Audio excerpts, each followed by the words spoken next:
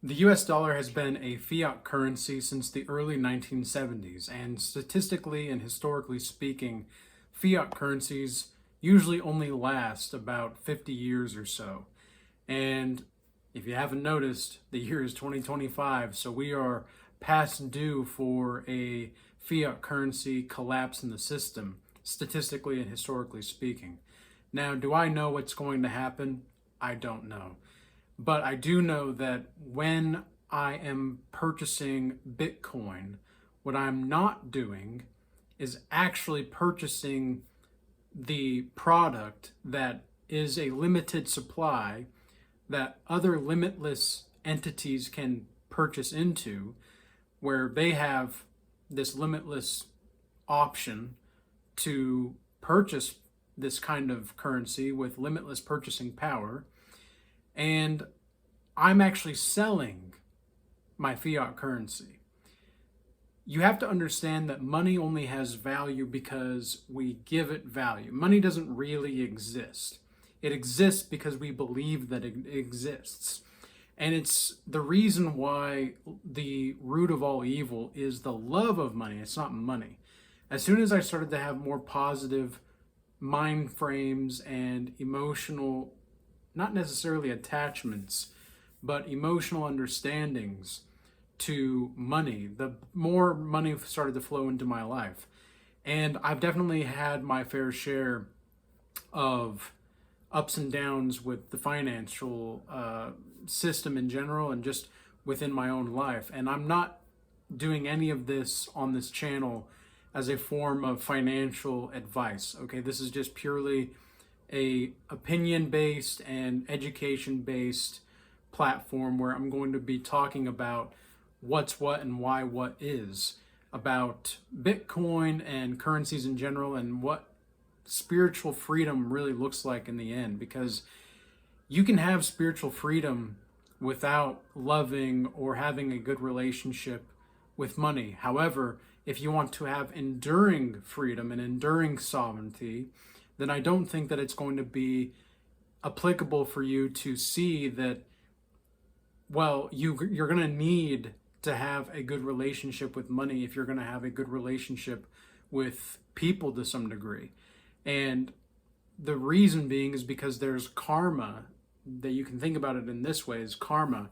Now, I follow Christ, and that's one of the reasons why I'm investing in Bitcoin, is because I'm seeing that Bitcoin is an asset that if it were a completely godly asset, because it can be treated as a currency down the line.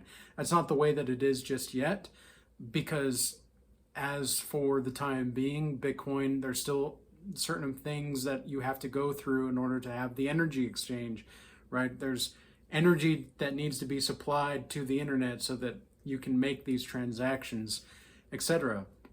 And so the main thing is, though, is that it's a very godly system insofar as you can't really manipulate it. Okay, there's only going to be 21 million Bitcoin. And the thing that I was thinking about today was that even if you wanted to have more Bitcoin, like the longer you wait to get into Bitcoin, and I'm not telling you you should get into Bitcoin right now or whatever, I'm just giving you information, okay? You're going to be able to make your own decisions here.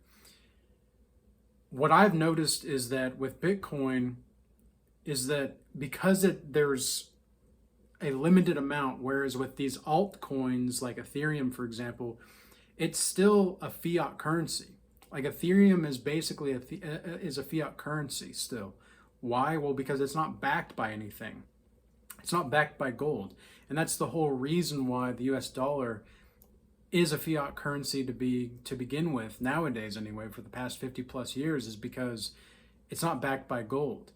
And you can see that if you look at the stats of gold through time, whenever there's a hyperinflation of the value of gold, well, then there's more gold being mined that next year, right? So then it decreases the amount of value that gold actually has. Now, gold and silver, I genuinely do think is going to always be on God's terms, and it's going to be part of God's system, but it's not going to be an endeavor for the long term. And I think Bitcoin has the potential. I don't know if it is going to be, but I have a good perspective of what could be with it. And I would say that diversifying assets is still going to be very important. I don't think you need to go all in on one thing. I think that's very silly, because I've been all in on certain things in the past. And again, I'm not a financial guru. This is not financial advice, but I've been going all in on certain things in the past.